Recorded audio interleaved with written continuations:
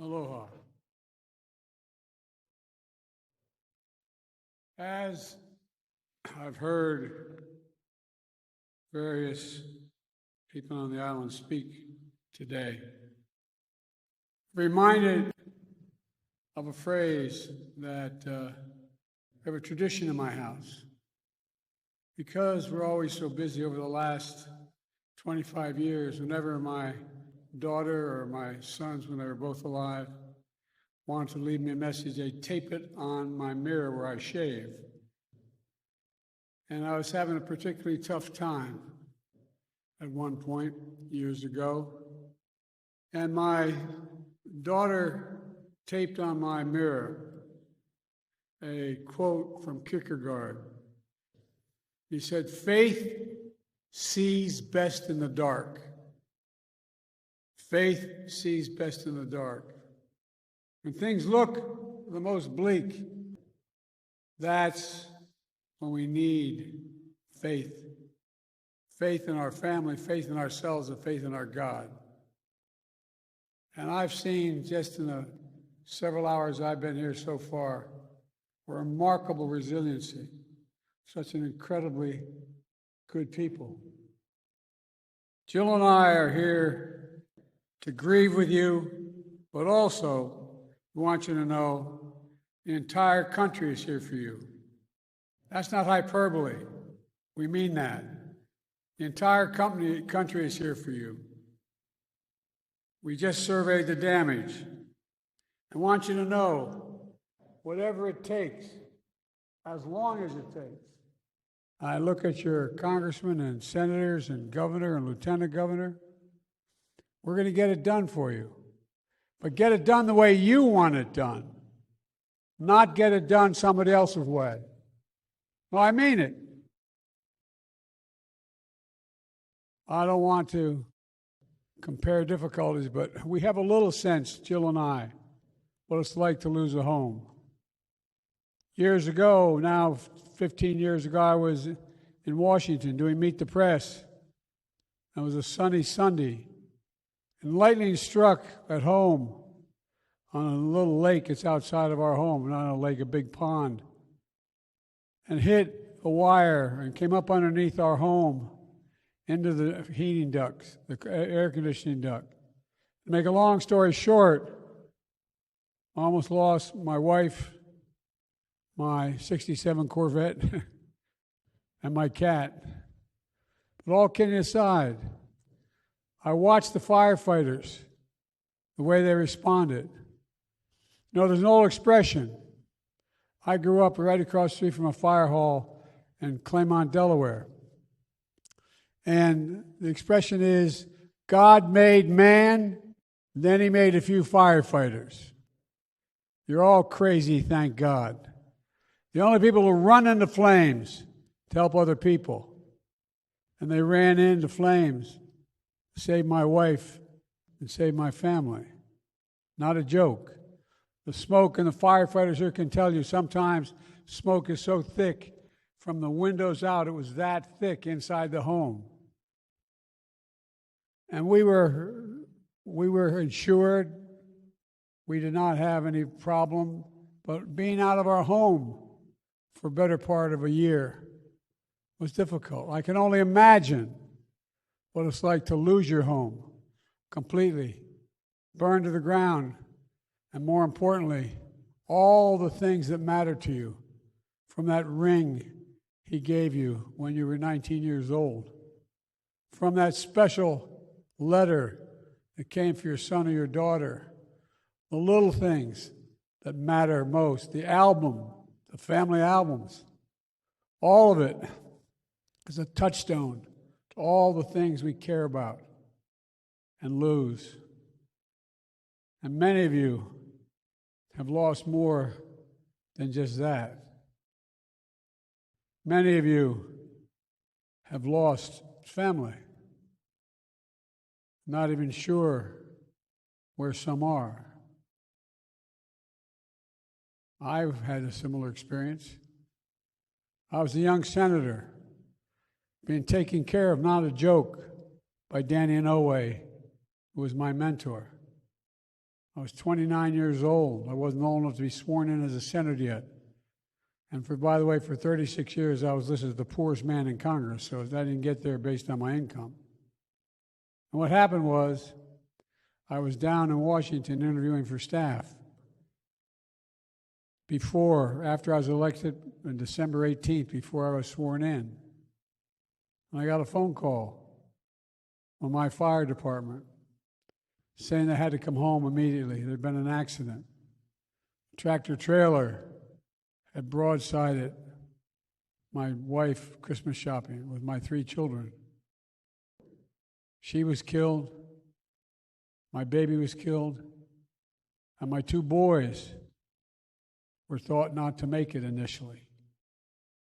So I have a little bit of a sense what it's like driving from Washington to Wilmington, 150 miles, wondering what in God's name is it going to be like when I get to the hospital. Only thing worse than losing someone is not sure whether you've lost someone.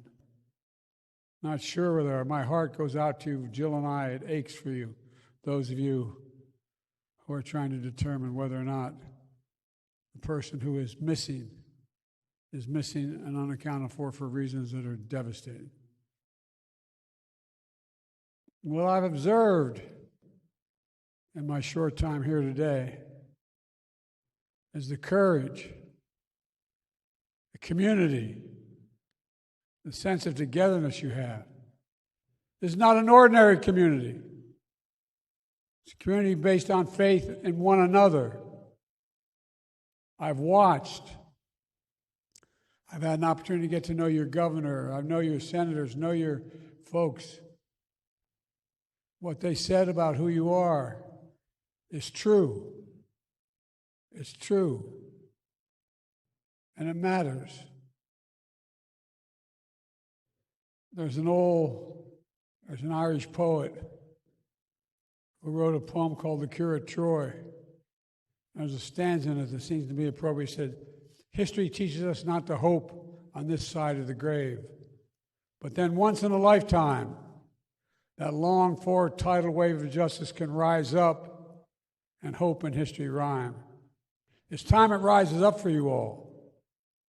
It's time we rebuild this community the way you want it built, the way you want it. So it's still a community, not a group of beautiful homes, but a community. And I promise you, I give you my word as a Biden, as long as I am president, your governor's governor, and this group of you, your elected officials are there, we're not going to stop until it's done. As I flew over the carnage today in a helicopter, you'd see a lovely home completely unscathed, and a whole bunch of homes around it burned to the ground. Well, I asked what the average age of the homes were that were in this community. They said close to 50 years. The shingles are changed, the way in which the glass and the windows are built. We're not going to build back for you, you're going to build back better than you had, but what you want, what you need. Because folks, the truth of the matter is that the rest of the world is looking at you. You know, it's not the same circumstance that no losses are the same. But the truth is, the feeling for families that have already been notified, it matters. It's going to be a long road, but you got to have hope. Hope really does spring eternal. It's based on faith. Faith in one another. You know, I've been impressed how you look out for one another. You turn your pain into purpose. This town has stood as a sacred spot for centuries. So much history, so much beauty. Just before coming here, I stood in front of the banyan tree that stood for 150 years. It burned, but it still stands. One resident called it a diamond in the rough of hope. Another said, fire cannot reach its roots. I know it's a metaphor, but that's you. That's who you are. That's Hawaii. There's no quit in Hawaii. There's no quit in America. There's no quit in us. Remember, for God's name, who we are. Let me end with my prayer for all of you, a prayer that was said at the funeral masses affecting my children at my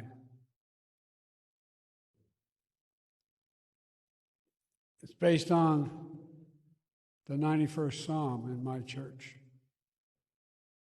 It says, may he raise you up on eagle's wings and bear you on the breath of dawn, make you to shine like the sun, and hold you in the palm of his hand.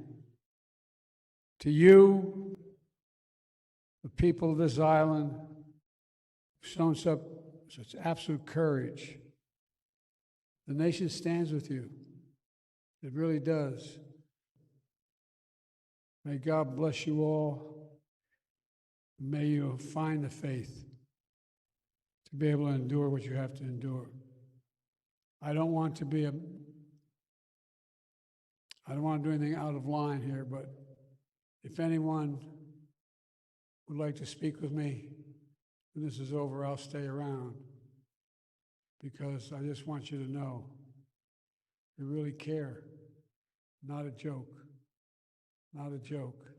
And besides, if I didn't, Danny, I know you're watching. I know you're watching. I think I learned the lessons you taught me. God bless you all. Every time I walk out of my grandpa's house, he was an old Irish guy. He'd yell, Joey, keep the faith. My grandmother would know, Joey, spread it. Let's spread the faith. God love you all.